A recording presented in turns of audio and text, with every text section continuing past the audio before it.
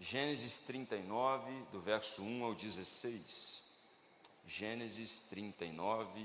Enquanto você vai abrindo, eu quero só dar uma pequena introdução para que você entenda o que eu quero tratar nessa noite. Essa mensagem nasceu no meu coração quando eu estava morando no Rio de Janeiro e eu fui convidado para pregar numa conferência de família lá em Araruama.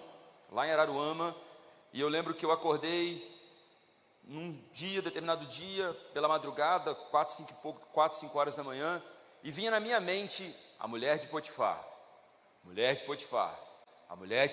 E eu falei, mas que Jesus, que troço é esse? Que tem essa mulher de Potifar, Deus? E eu comecei a ler o texto, e reler o texto, e ler o texto, e reler o texto, e ler o texto, e reler o texto. E Deus me deu alguns princípios, algumas coisas interessantes que eu quero compartilhar com você hoje, para que a gente não erre. Hoje eu quero anular José dessa história, ok? Eu quero tirar José dessa história, eu não vou falar de José. Eu quero tirar José desse contexto, eu quero anulá-lo, para que você entenda os erros da família de Potifar. E você e eu não cometamos os mesmos erros. Porque tudo que está escrito na Bíblia é um propósito. E a família de Potifar teve erros. A gente sempre diz, né, o que você tem que fazer, o que você tem que fazer, o que você tem que fazer, o que você tem que fazer. Hoje eu quero dizer o que você não tem que fazer. Aquilo que você precisa evitar, aquilo que você tem que corrigir, para que a sua vida, a sua casa, a sua família, os seus filhos, o seu casamento, a sua história seja abençoada, amém? Então Gênesis capítulo 39, verso de número 1 diz assim: E José foi levado ao Egito, e Potifar, eunuco de Faraó, capitão da guarda, varão egípcio, comprou das mãos dos ismaelitas que o tinham levado lá. E o Senhor estava com José, e foi varão próspero, e estava na casa do seu senhor egípcio. Vendo, pois, o seu senhor que o Senhor estava com ele, e tudo que ele fazia, o Senhor prosperava em sua mão, José achou graça aos seus olhos, e servia-o, e ele o pôs sobre a sua casa, e entregou na sua mão tudo o que tinha.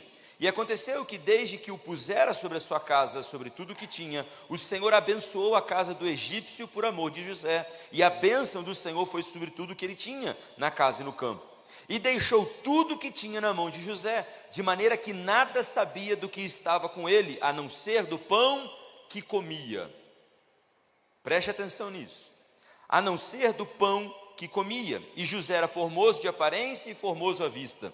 E aconteceu depois dessas coisas que a mulher de seu senhor pôs os olhos em José e disse: Deita-te comigo. Porém ele recusou e disse à mulher do seu senhor: Eis que o meu senhor não sabe o que há em casa comigo, e entregou em minha mão tudo o que tem. Ninguém há maior do que eu nessa casa, e nenhuma coisa me vedou, senão a ti, porquanto és a sua mulher. Como, pois, eu faria tamanho mal e pecaria contra Deus? E aconteceu que, falando ela cada dia a José, e ele não lhe dando ouvidos para deitar-se com ela e estar com ela, sucedeu num certo dia que veio à casa para fazer o seu serviço, e nenhum dos da casa estava ali. Então ela lhe pegou pela sua veste, dizendo: Deita-te comigo. E ele a deixou com as vestes na mão, fugiu e saiu para fora. E aconteceu que, vendo ela que deixara a sua veste em mão e fugira para fora, chamou os homens da sua casa e falou-lhes, dizendo: Vede, trouxe-nos o varão hebreu para escarnecer de nós. Entrou até mim para deitar-se comigo. Eu gritei com grande voz. E aconteceu que, ouvindo ele que eu levantava a minha voz e gritava, deixou a sua veste comigo e fugiu e saiu para fora. E ela pôs a sua veste perto de si, até que o seu senhor veio à sua casa.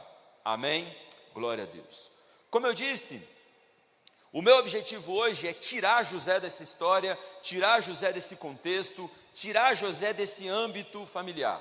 O texto é claro, nítido, nós vamos ver, você lê e fica muito tangível que Deus abençoou a casa de Potifar por causa de José, não por causa de Potifar, nem por causa da sua esposa. Deus abençoou a casa daquele homem porque José era um homem de Deus. Amém? Até aqui, ponto. Mas o que eu quero nessa noite tratar com você de uma forma muito rápida, muito sucinta, são os princípios que estão por detrás dessa família tão problemática. Quando nós olhamos para o pano de fundo, quando nós olhamos para a parte, né, do contexto daquela família, primeiro, nós vemos duas pessoas que tinham muita influência na sociedade, sim ou não? Sim. Potifar era oficial do faraó. Ou seja, ele era o chefe da guarda, ele era um cara extremamente importante na sociedade, era um cara que tinha acesso a todos os lugares, era um cara que tinha acesso ao faraó, era o cara da época, o braço direito de Faraó, era o cara que tinha o governo do exército de Faraó nas mãos, era o cara que tinha controle sobre todas as coisas, sim ou não? Sim. Era um cara que tinha recurso financeiro, tinha escravos, tinha servos, tinha dinheiro. E aí é uma prova cabal de que uma família não é feita só de status, nem de posição. Quando nós olhamos para a mulher do Potifar, nós vemos uma mulher que, no contexto de hoje, era uma socialite. Uma mulher que tinha tudo do bom e do melhor. As melhores maquiagens, os melhores perfumes, as melhores essências, os melhores vestidos, as melhores roupas, os melhores colares, tudo do bom e do melhor aquela mulher tinha, sim ou não? Sim. Ela tinha prestígio, aonde ela chegava, ela, nossa, chegou a fulana. Nossa, aí conjectura teológica, pensamento meu, e a gente tem que assistir desenho, porque ajuda bastante na criatividade. Eu fico imaginando na minha cabeça, quando a mulher do Potifar chegava no lugar, como diz o pastor Cláudio Duarte, o Boitifar, mas é outra história isso aqui, daqui a pouco a gente entra nisso. Mas quando ela chegava, as irmãs começavam, nossa, você viu o sapato dela? Ninguém no Egito tem um desse. Olha o tamanho do anel no dedo. E mulher repara, sim ou não? Repara. Mulher, ela chegava, ela falava assim, olha, sente a essência. Nossa, isso veio da onde? Ai, nunca senti um negócio desse. Ela era admirada por conta da sua posição, por conta do seu status. E é tão interessante que muitas vezes nós olhamos para esse tipo de família, nós olhamos para esse tipo de casal e a gente diz, casamento perfeito, aparências extraordinárias, vestes lindas, status maravilhoso, mas dentro de casa não é assim que funciona. E a primeira lição que eu quero retirar para a minha vida e para a sua vida é que nós não podemos de forma nenhuma perder o interesse pelos assuntos familiares. O desinteresse pelos assuntos da nossa casa é a destruição da nossa família. Quando nós olhamos para isso, quando nós vamos ver o relato bíblico, você vai ver a Bíblia dizendo em Gênesis 39:6, assim deixou ele aos cuidados de José tudo o que possuía, não se preocupando com nada. Quem é o sacerdote? Quem é a autoridade? Quem é o cabeça? O marido. Só que quando o marido delega essa função e não se interessa, problema estabelecido.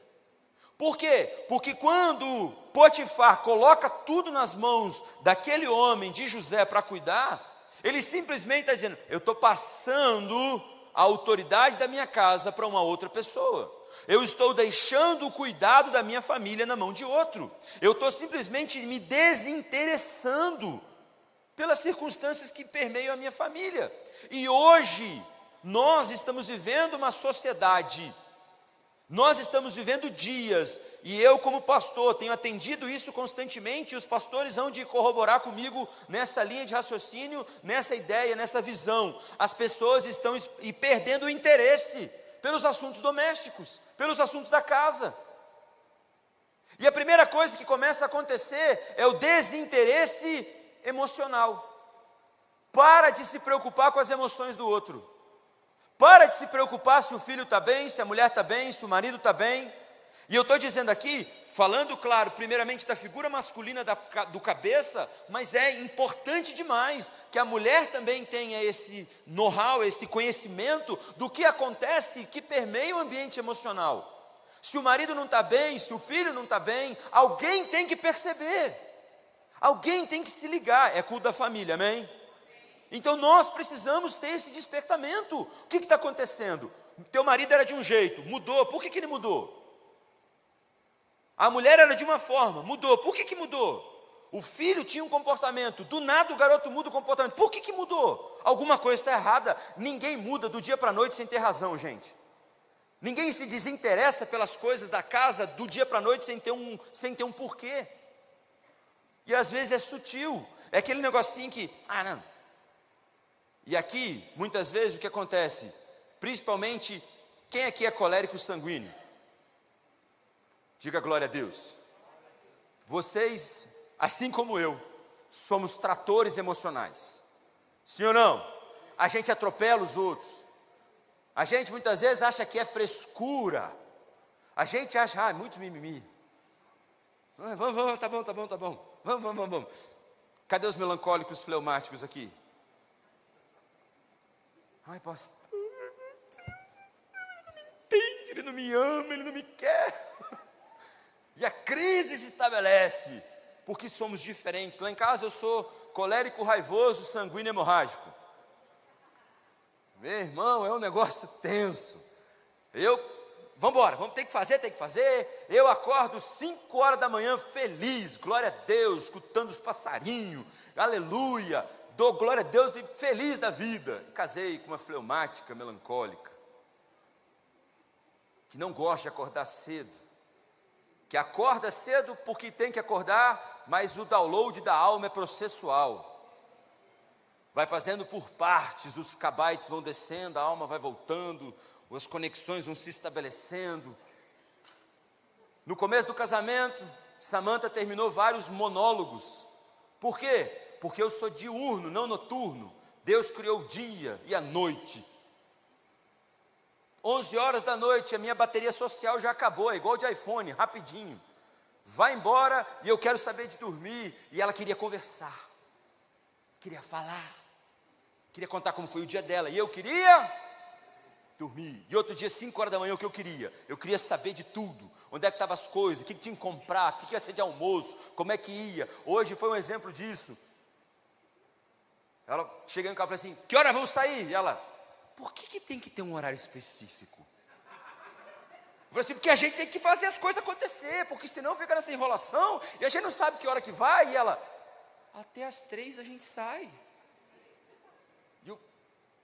Aí, como já são 17 anos, a gente se interessa. Não, ok. Por quê? Porque ela foi me explicar que ela tinha que passar na farmácia, que ela tinha que fazer um negócio, porque isso. Por mim, meu irmão, eu enfiava as malas no carro. Quem tem que fazer? Tem que passar na farmácia. Passa na farmácia. Aí, pega tal coisa. Resolvia no caminho. Mas quando tem desinteresse, eu acho que a diferença não importa. E aí o desinteresse vai se manifestando e as desconexões vão se estabelecendo. E é tão interessante isso que nós vemos a mulher também desconectada nessa relação. Você vai ver ela preocupando-se consigo, não se preocupando mais com seu marido, o que ia acontecer, o que ele ia pensar, como ele ia se sentir. Ele se preocupava com ele, ela se preocupava com ela, não tinha mais conexão emocional. E querido, as famílias estão morrendo por falta de conexão emocional. Os filhos estão morrendo por falta de conexão emocional. Lá em casa nós temos um adolescente de 14, 15 anos, Samuel. Quem lembrou do Samuel aqui? Samuel chegou aqui na igreja, era um toquinho. A primeira referência do Samuel foi o pastor Joe, que o pastor Joe na época era baterista, e o Samuel, baterista também, apaixonado por bateria. Um dia o Samuel chegou em casa e falou assim, pai, eu quero uma camiseta que tem o jacaré. Porque o pastor Jonathan usava a camiseta com o jacaré. Eu falei, irmão, o máximo que tu vai ter é a camiseta com a lagartixa. Te contenta. Samuel é igualzinho Samantha, tranquilo, dá paz, sossego. Samuel, vamos, estou indo. Calma. Hoje, mandei ele lavar a louça 4 vezes. Na 4ª vez, eu já estava quase lavando a louça. Vamos, Samuel, a gente tem que sair, vai, cara, ajuda, não sei o que. Ele, estou respondendo. Calma, tranquilidade. Mas se a gente não percebe a necessidade, a gente vai distanciando, porque a gente acha que o outro é tão diferente, que o outro não tem as mesmas emoções que a gente tem. Só que ele sente tristeza, ele sente agonia, ele sente dor, ele sente como eu. Só que de uma forma diferente se expressa. E aí dentro desse bolo de família tem o Davi. O Davi ontem, indo para a ceia, Davi é sanguíneo colérico. Ontem eu indo para a ceia, falei para a Samanta assim, eu vou para a ceia hoje mais social, coloquei calça, camisa, blazer, camisa por dentro, botão. Davi olhou para mim e falou assim, ih, olha lá, skin de assembleano. 8 anos de idade. Quer saber quem é o Davi? Vai nos meus stories hoje. Hoje eu fiz caixinha de pergunta, aí ele falou assim, a gente estava no carro, eu estava respondendo, ele falou assim, quando eu crescer, quando eu for grande, tiver celular, eu vou fazer um monte dessas perguntas aí. Eu falei, então bora fazer, Davi, coloque Davi responde. Vai lá, depois tu vai ver a resposta dele lá. Cantando hino. Sem vergonha. O outro, eu filmando aqui, o outro, não me filma não, que eu não quero aparecer. Samuel. O outro, pai, eu quero gravar. Só que se eu não me interessar pelos assuntos do Samuel, assim como eu tenho que me interessar pelos assuntos do Davi, eu me desconecto com os meus filhos, eu perco a minha família, como Potifar estava perdendo a dele. As diferenças vão existir, querido. Se você olhar para o seu esposo, se você estiver perto dele, se você olhar para a sua esposa, graças a Deus ela é diferente de você. Imagine se fosse todo mundo igual. Imagine um mundo cheio de pastor Eliezer. Sangue de Jesus tem poder? Hã? Não, nada, não, muito calmo não serve. Os calmos precisam dos acelerados, e os acelerados precisam dos calmos. Porque de vez em quando o acelerado empurra o calmo, e de vez em quando o calmo segura o acelerado. As diferenças se completam, mas tem que ter interesse. Tudo é tratado com frieza, com desordem. As pessoas não se importam com o que o outro está pensando. Deixa eu dizer algo para você, não menospreze a dor de ninguém da sua casa. E não menospreze a alegria de ninguém da sua família. Celebre com eles as pequenas, as grandes, as médias conquistas. E chore com eles as pequenas, as médias e as grandes dores. Porque isso vai trazendo conexão e vai trazendo crescimento. Senão nós vamos perdendo o interesse. E depois o desinteresse estabelecido, além de emocional, o desinteresse físico. E aqui eu falo principalmente para os casais. Não se beija mais.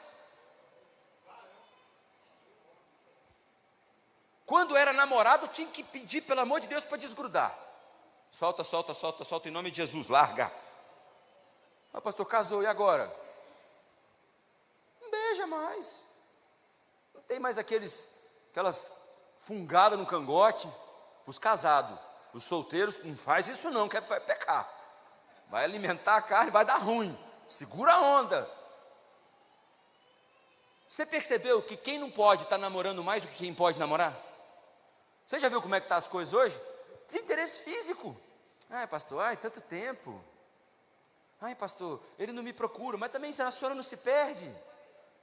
Dá uma perdida de vez em quando, se joga em cima dele, trupica e cai. Ai, me agarra. Sabe, interesse. Estou falando de casamento, de casais, de toque, de abraço, de beijo, de aperto, de beliscão. Não para machucar, mas uns beliscãozinhos de vez em quando, aleluia. Umas mexidas de vez em quando. Interesse físico pelos filhos. Ei, o seu filho quer o toque. O seu filho quer o abraço. O seu filho quer que você abrace ele. Esses dias atrás lá em casa, a gente quase quebrou o guarda-roupa. Samanta, coitado, o pastor fica doido lá em casa, que são 3 homens. Meu irmão, o que mais tem? Nerf, espada, escudo, bola, jogo de videogame. Ou é futebol, basquete ou tiro. Não tem outra opção de jogo lá em casa. Ou é Call of Duty, ou é NBA, ou é futebol. Não tem para onde correr. E Fortnite, agora o Davi está no Fortnite. O negócio, o couro come. De vez em quando a Samanta aparece, ela, na cabeça, headshot. Ela olha assim, ela já olha para mim, eu já falei, deu ruim, já era. Aí estava lá a gente brincando. Samuel tem 15 anos, 1,84 m. Está maior que eu. Esses dias estava eu e o Davi brincando de lutinha. Daqui a pouco veio ele correndo da sala em direção para o quarto. Sabe qual foi a imagem que eu tive dele vindo? Sabe aquele estouro de boiada? Os passos, é o Golias vindo. E ele pulou. E ele achou que ele tinha 5 anos de idade. Aí caiu assim, ele vai, joga daqui, joga dali. Aí eu agarrei com ele, ele girou. Quando ele girou, eu caí para fora da cama. A gente deu no guarda-roupa, quase quebrou o guarda-roupa. Só escutamos a mãe. Para com isso! Daqui a pouco alguém vai chorar. Aí o Davi, fica quieto. Daqui a pouco a mãe para de gritar, a gente continua. O sanguíneo ali. Mas eles gostam de toque, precisa ter. De vez em quando a Samantha sai com o Samuel, vai abraçar ele, está maior que ela quase que ela pendura nele assim, mas ela dá a mão, anda junto, porque precisa de cuidado. Senão a gente vai ter desinteresse, a nossa família vai ruir, como essa família ruiu. Desinteresse emocional, desinteresse físico, desinteresse espiritual. Você está monitorando a vida espiritual da sua família? Tem que monitorar. Tem que monitorar seus filhos. Mulheres, tem que monitorar o marido. Você não é adjutora? Você não ajuda ele? Tem que monitorar o WhatsApp dele, o Instagram dele. Quem que é essa fulana aqui? Não gostei. Não estou falando para ser psicopata, nem doida, nem maluca, nem chata, amém? Mas mulher tem os negócios que elas têm. O Espírito Santo fala com elas diferente e a gente tem que admitir isso. Sim ou não, homens? Sim. Eu sei que é duro, dói no ego, dói de vez em quando no orgulho masculino, mas Deus fala com ela também. E aí de vez em quando, lá em casa todo mundo tem senha de todo mundo, lá em casa todo mundo sabe o celular de todo mundo, lá é proibido ter senha secreta, todo mundo tem tudo. Pega, sei lá, fica lá, qualquer um dos telefones fica lá em qualquer lugar, qualquer um pode pegar, qualquer um tem a senha, qualquer um abre. Aí de vez em quando, a serva do Senhor ali passa a varredura. Essa fulana aqui. Eu falei, amor, nem sei quem é. Ela, por que está aqui? Eu falei, faço a menor ideia. Exclui. Pode excluir, não tem problema. Pode excluir, tem crise. Não tem nada para esconder, pode excluir. Aí de vez em quando, vamos embora? Vamos liderar com mais vontade? Vamos fazer? Vamos. Porque ela, mais tranquila. Ai, não sei. Vamos orar, vamos ler a Bíblia. Os meninos, pode falar todo dia, vai ler a Bíblia. Vai ler a Bíblia. Todo dia. Lá em casa, Ai, pastor, eu achei que na casa do pastor não era assim. Você acha que tem anjo que vai lá? Chegou a hora da leitura da palavra. Por favor, filhos do pastor, sentem-se à mesa que agora nós vamos ler aqui. Não, irmão, é a gente. Vai ler, já leu, já orou, está jejuando. Samuel, Davi, e não sei o que. Todo dia. O que está vendo no YouTube? O que está vendo na Netflix? O que está assistindo? O que está acontecendo? Tem que monitorar. Está indo para a igreja para quê? Não, mas filho do pastor não é isento dessas coisas. Não é, irmão. É igual crente, igual todo mundo. Tem que pegar no pé. Tem que ficar em cima. Interesse espiritual. Como é que está as coisas? Como é que está fazendo? Ai, pastor, meu filho sai. Quem são os amigos do seu filho? Com quem que ele sai na rua? Com quem que ele anda? Não, pastor, eu não sei, vida dele. Como que pode a vida ser dele se você é o responsável? Tem que ter interesse, irmão. Porque o mundo é mau. Satanás não está brincando de ser Satanás, não. O diabo não está brincando de ser diabo. A gente tem que se espertar. Vira para quem está perto de você e fala assim, ó, se interesse pela vida espiritual da sua casa. Se interesse por aquilo que está acontecendo, que alimento está sendo ingerido. Sabia que a maior parte dos nossos filhos estão debaixo de influência negativa no colégio? Os colégios hoje em dia o negócio está feio, irmão. O negócio está tenso. E a gente como pai, eu volto a dizer, não é ser carrasco, não é simplesmente dar pancada toda hora, mas é monitorar o que está acontecendo, com quem está andando, como que está. Porque senão a gente vai ter problema. Porque o segundo erro que eu vejo dentro da família de Potifar é o egoísmo. A Bíblia vai dizer, Potifar só se preocupava com a sua comida. Por quê? Porque ele tinha medo que alguém matasse ele envenenado. Não era o chefe? É o egoísmo, é o outro tópico aí, por favor, pessoal da mídia. Aê, obrigado. Ele não era o chefe do exército, ele não era o líder. Então a única coisa que ele monitorava era o quê? O que eu como. Eu tenho que me preocupar para ninguém me matar. Eu tenho que estar bem. Mas se minha mulher comer comida envenenada, o problema é dela. Eu não posso comer. Isso é egoísmo, sim ou não? Eu tenho que estar vivo. O resto pode morrer todo mundo, mas eu tenho que viver. Egoísmo. A Bíblia deixa isso claro. Sabe? O narcisismo. Eu me amo, eu me quero, eu me cuido, eu compro para mim, eu faço para mim, eu me importo comigo. O outro morra, eu tenho que ser em primeiro lugar. Cadê o evangelho nisso? Cadê o evangelho dentro da casa, da preocupação com o outro, de se colocar no lugar do outro, de amar o outro, do homem como cabeça, amar como Cristo amou a igreja. Onde está o amor pelo outro? Nós não podemos levar para dentro da nossa casa, e queridos, pasmem vocês, nós estamos vivendo dias de egoísmo dentro das famílias.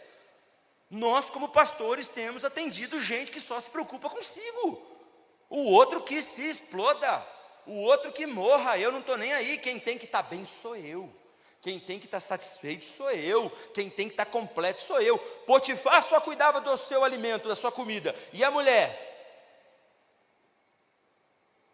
Na satisfação sexual. Porque ela chega para o José e fala assim: José, deita comigo aqui, meu marido literalmente não está dando conta, eu estou com tesão, estou com desejo, estou com vontade, bora satisfazer, vamos resolver o problema. Hedonismo, prazer pessoal, me satisfaz aqui porque ele não está dando conta, ele não está cumprindo o seu papel, ele não está fazendo o que tem que fazer, então eu vou pensar em mim. Mas não tem diálogo nessa casa, não tem conversa nessa casa, tem erros crassos dentro dessa família, e a gente, se não cuidar, vai trazer esses erros para dentro da nossa história. Se nós não cuidarmos, nós vamos viver as mesmas realidades que esse casal. E olha que interessante, na hora de assumir a bronca, ela assumiu? Não, ela pensou nela. Olha aí, ó, agora eu vou armar uma situação aqui para incriminar o Zé vai morrer logo de uma vez. E sabe o que me chama a atenção? Lógico, soberania de Deus acima de todas as coisas, sim ou não? Sim, ponto. Mas, se você fosse o cara com acesso ao faraó, na época, um escravo, atentasse contra a sua mulher, tu mandava prender ou mandava matar? Tu mandava prender ou mandava matar? Mandava matar, irmão, sim ou não? Corta a cabeça desse miserável. Mas eu acho que o Potifar sabia quem ele tinha em casa.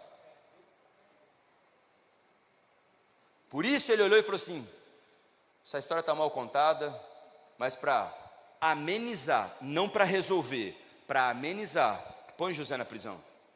Tira ele só desse ambiente, só para amenizar, não para resolver. O problema das famílias que têm a base como egoísmo é que não querem resolver, querem amenizar. Porque quando você não resolve, aquilo ainda está enraizado. Só que quando você tem que resolver, você vai ter que deixar o orgulho de lado, porque você vai ter que admitir que teve erro teu e teve erro do outro. Quem é egoísta não assume que está errado. Quem é egoísta gosta de colocar a culpa nos outros, que é o terceiro erro da família de Potifar: transferência de responsabilidades. Potifar fez o quê? José, toma conta. José, cuida de tudo. José, se preocupa com tudo. Tanto é que o próprio José vai dizer o seguinte: o meu Senhor colocou tudo nas minhas mãos. Ele nem sabe o que tem aqui. Ele nem sabe o que acontece dentro de casa. Ele nem sabe o que ele tem, o que ele deixou de ter, o que aconteceu. Quem toma conta do negócio sou eu. Meu irmão, José era crente. E se fosse um ímpio, como diz o pastor Silas, um ímpio cachorrão? Se fosse um cara sem vergonha, tinha passado o cerol na Potifara, tinha arrebentado com tudo, sim ou não? Tinha destruído tudo. O grande pano de fundo disso é que José era um cara crente, mas a transferência de responsabilidade, Potifar deu a José algo que era dele, o que? A autoridade da sua casa. Pastor, por que o senhor está dizendo isso para mim? Porque tem gente entregando a autoridade da casa para a internet, tem gente entregando a autoridade da casa para babá, tem gente entregando a autoridade da casa para o vizinho, tem gente entregando a autoridade da casa para quem não tem que ter autoridade. A autoridade é sua, quem cria é você, quem determina é você, quem põe regra é você. Essa última semana, eu e a Samanta tivemos que tomar uma posição em relação ao Samuel, algumas circunstâncias que não era legal, que era difícil, mas a gente tinha, porque está crescendo e precisa assumir responsabilidade. Tem horas que você vai ter que pôr o pé na porta, quem manda sou eu, acabou, vai ser assim. Como dizia meu pai, quem paga a água, quem paga a luz, quem põe o feijão na mesa, quem paga a conta, é quem manda. Aí hoje a gente vê famílias com um menino de 7 anos que está mandando na casa. Por quê? Porque o pai tem que fazer as vontades dele, porque senão ele birra, ele surta. A Bíblia diz que a vara tira a loucura da criança. A Bíblia diz que a vara tira a loucura da criança. Não estou falando para espancar, mas eu estou falando para assumir responsabilidade e retomar a autoridade. Tem mulheres, vou beber água.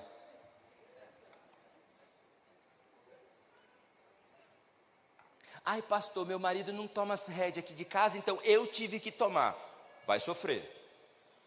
Vai sofrer. Você não foi feita por Deus para isso. Você foi feita por Deus para auxiliar. Você foi feita por Deus para estar do lado. Você foi feita por Deus para ajudar. Está assumindo responsabilidade e vai cair nas suas costas e você vai quebrar. Porque você não vai suportar. Vai chegar uma hora que vai dar problema. Das duas, uma. Ou você vai querer ir embora, ou o marido vai querer ir embora. Porque não aguenta mais. Porque os papéis estão invertidos. Aí também, agora tem um detalhe, né? Tem homem vencedor aqui? Nem a direito foi foi só metade do hoje. É, né? Cadê? Sozinho tu grita, quero ver gritar do lado da tua mulher agora. Tem homem vencedor aí? Ai. Esqueceram? Deu a mina. Vamos fazer a conferência de novo, viu? Você tá vendo, viu? Ó, não, pastor, não dá para gritar muito aqui, ela tá aqui do lado. Pastor, achou, né, irmão? Achou agora, né? Vou falar pro Jairo, tem que ensaiar isso aí de melhor direito negócio aí, cara. Tá vendo, Walter? Como é que é a situação? O camarada não assume. Meu filho bate no peito e fala assim: ei, vou resolver.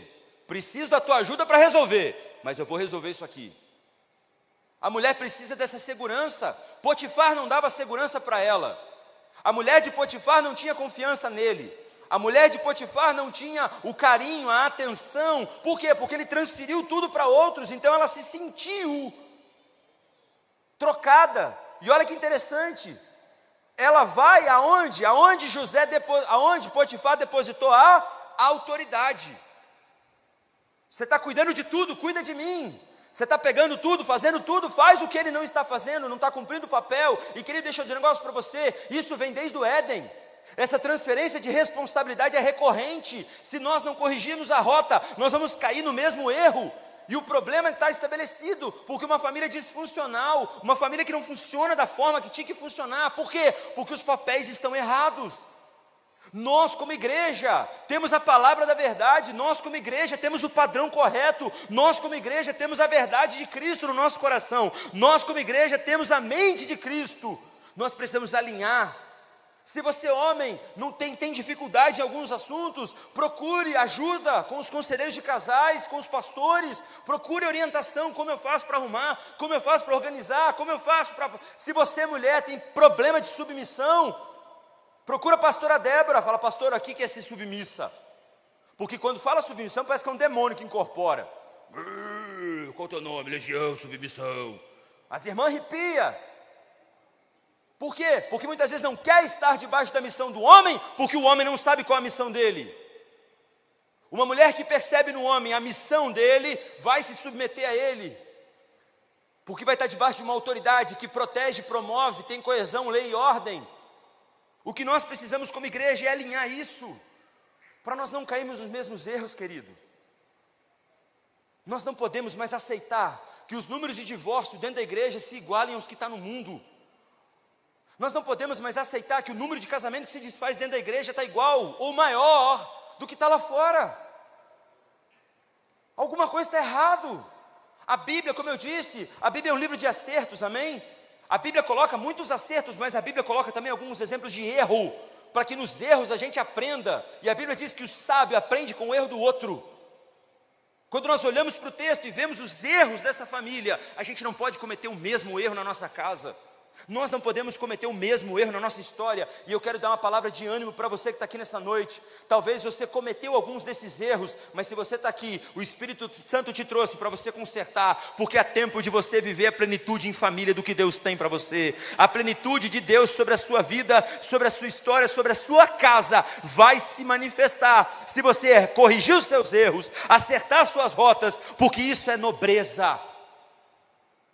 A nobreza está em você corrigir aquilo que está errado e levar para o rumo certo. E o que Deus tem para mim e para você é uma família funcional, uma família abençoada, uma família que cresce, uma família que prospera, uma família que impacta, uma família que marca, uma família que tem os seus problemas, tem, como nós temos na nossa casa. De vez em quando tem uns dias que me diz que nos arranha, porque nós somos pessoas diferentes, mas tem amor, tem compaixão, tem perdão, tem unidade, tem oração, tem jejum, tem clamor, tem pedido de desculpa, tem olho no olho, tem toque, tem abraço, tem cuidado, tem interesse. O que está acontecendo? Por que está triste? Por que está doente? O que aconteceu? Vai no médico, se cuida. Ei, ame a sua família. Quer fazer a diferença? Vá para casa e ame a sua família. Tem filhos aqui? Se interessa pela sua família. Chega para o seu pai hoje, você que já é adolescente, tem um pouquinho de maturidade, fala: pai, eu quero orar pela nossa casa. Eu quero orar por você e pela minha mãe. Eu quero orar pelos meus irmãos mais novos. Eu quero abençoar nossa família de alguma forma, porque você faz parte dessa história, porque você também se desinteressa. Os filhos não querem saber do como os pais estão.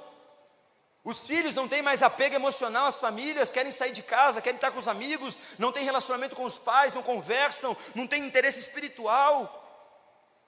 Nós não podemos deixar que a nossa família rua, nós não podemos deixar que o que nós vemos aqui nessa família se estabeleça na nossa casa. E essa noite Deus me trouxe aqui com essa palavra no meu coração. No dia que o Samuel me mandou mensagem convidando, o Espírito Santo me lembrou desse texto e falou assim: é essa mensagem, porque Deus quer que a gente conserte aquilo que está errado, para a gente viver a plenitude do que Deus tem. Ainda é tempo, ainda dá tempo de ter uma família abençoada. A tua casa vai ser um pedaço do céu. Pastor, mas a minha história está tão ruim, tão ruim, tão ruim até hoje. A Bíblia declara: aquele que está em Cristo, nova criatura é, as coisas velhas se passaram, e eis que tudo se faz novo. Nova família, novo casamento, nova vida, novo tudo. O Evangelho é a única opção de novidade de vida real. É o Evangelho que produz isso. Os erros estão aqui para que a gente não erre novamente. Que eu e você possamos nessa noite alinhar a nossa casa, alinhar a nossa família, corrigir os nossos erros, não viver como a família de Potifar viveu, mas viver a plenitude do que Deus tem para as nossas vidas, em nome de Jesus. Amém? Se coloque em pé, por gentileza. Eu disse que ia ser rápido, viu? Eu quero chamar, vem cá, Samanta, vem cá, amor, por favor. Eu queria que você fechasse os seus olhos.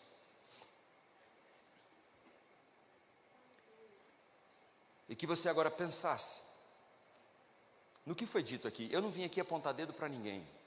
Eu vim aqui simplesmente trazer uma palavra para você e para mim, para a gente corrigir a nossa rota. Se existe alguma coisa na sua casa que está errado, ninguém pode mudar, a não ser você mesmo. Pastor não vai entrar lá para mudar. Ministério de família não vai entrar lá para mudar. Não vai ter anjo que vai entrar lá para mudar, irmão.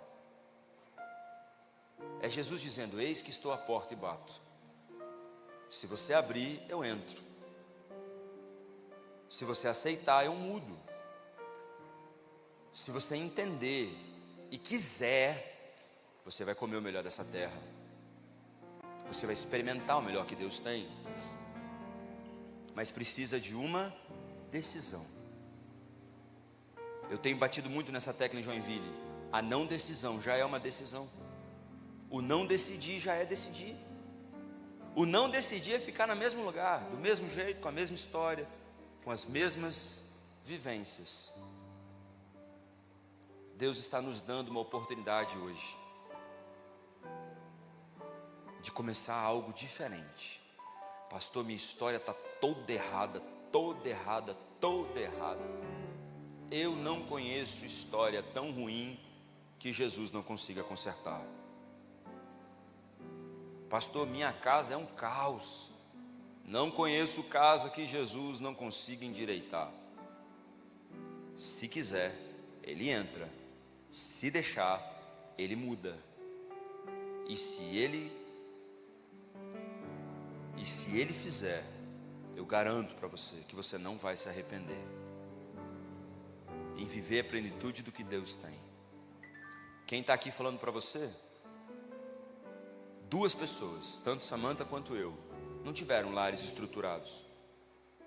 Tiveram muitas dificuldades. Meu pai traiu minha mãe, eu vi prostituição na minha casa, eu vi adultério na minha família. Samantha viveu coisas terríveis na história dela. Mas um dia, Jesus entrou na nossa casa. Um dia Jesus entrou na nossa história e consertou.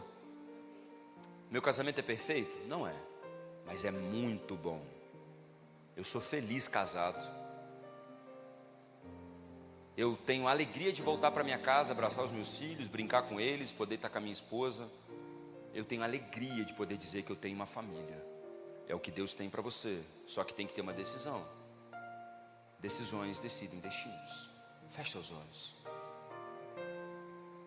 Talvez você entrou aqui nessa noite, e antes de eu orar pelas famílias, na verdade eu vou pedir para Samantha orar pelas famílias, mas eu quero orar por você, que talvez entrou aqui, ouviu essa palavra, isso mexeu com você de alguma forma, que você também não sabe explicar. É Jesus falando contigo. Pastor, meu coração está saltitando aqui dentro, estou sentindo um negócio diferente. Eu vim simplesmente para ver a formatura do curso, porque eu fui convidado por alguém, eu nem sabia que ia ter isso aí. Mas Deus está te dando uma oportunidade. Talvez você esteja aqui nessa noite e precise decidir por Jesus. A Bíblia diz: entrega teu caminho ao Senhor, confia nele, e o demais Ele vai fazer. Se você está aqui nessa noite e quer tomar uma decisão, entregar sua vida a Jesus, ou talvez se reconciliar com Ele, voltar a andar com Ele, porque você se afastou, eu quero orar por você.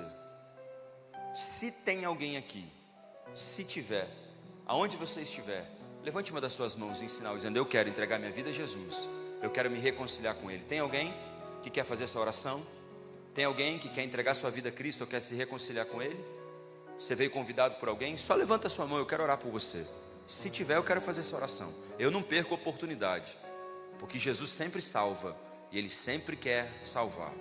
Se você está aqui, levante sua mão bem alto para eu poder te ver. Eu quero orar por você. Tem alguém? Não? Todo mundo tem certeza da sua salvação? Glória a Deus. Então fica aí com sua família, pegue na mão dele se você pode, e eu vou pedir para a pastora Samantha orar, em nome de Jesus. Amém, glória a Deus. Ore por aqueles que estão aqui, por aqueles que não estão. Se coloque em brecha agora, orando por aqueles que não estão aqui. Paizinho, em nome de Jesus, acima de tudo te damos graças, Senhor, pelo privilégio de sermos e termos família. Senhor, no nome de Jesus, orando pelos maridos nessa noite, Senhor. Gera no coração de cada esposo, Senhor, o anseio, o desejo de ser como Cristo, que amou a sua esposa como o Senhor amou a igreja. Senhor, em nome de Jesus, que cada esposo que está aqui possa ter o seu amor fortalecido pela sua esposa. Oramos por cada mulher, por cada esposa, Senhor. Pai, que em nome de Jesus possamos honrar os nossos maridos como honramos ao Senhor. Ensina-nos a cada dia a parecer contigo, Senhor Jesus.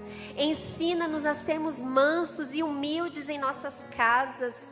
Oramos por cada mãe, cada pai que está aqui, Senhor. Dê sabedoria, dê autoridade, dê amor, dê discernimento, clareza, Senhor, para termos, Senhor, mais contato com os nossos filhos. Que o Senhor revele aquilo que está oculto, escondido. Que o Senhor nos dê sensibilidade. Que o Senhor nos dê, Pai, amor profundo pelos filhos, pela vida espiritual, emocional, Senhor. Oramos por cada filho, cada filha que talvez não tenha os seus pais na casa do Senhor, ou que não tem conseguido honrar os seus pais. Paizinho, em nome de Jesus, gere esse desejo, Senhor, de cumprir com o princípio da honra.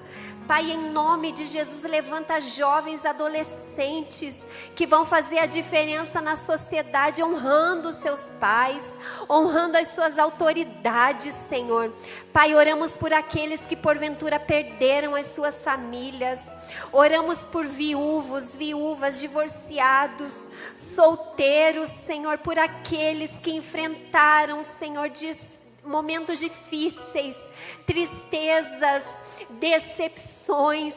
Oh Pai, em nome de Jesus, gera os teus sonhos, gera a tua vontade no coração, Senhor. Pai, nada é perdido diante do Senhor. Diante de ti um vale de ossos secos vira um exército. Oramos por mães que estão clamando por filhos afastados da tua presença. Senhor, em nome de Jesus, alcança esses filhos, alcança essas filhas, que o coração dos filhos se converta aos pais e dos pais aos filhos, que possamos ter famílias abençoadas, famílias que serão referência para essa sociedade. Gera no coração dos jovens, dos moços, das moças o desejo de casar, o desejo de se manter em santidade até o casamento. Pai, que se levantem aqui na ADVEC Curitiba uma igreja santa, famílias santas que se levantarão, Senhor, como famílias fortes no Senhor, e que teu nome seja glorificado, em nome de Jesus, amém. E amém. Você está perto da sua família? Abençoe ela agora, libere uma palavra de bênção aí no nome de Jesus. Glória a Deus, aleluia. Deus abençoe no nome de Jesus.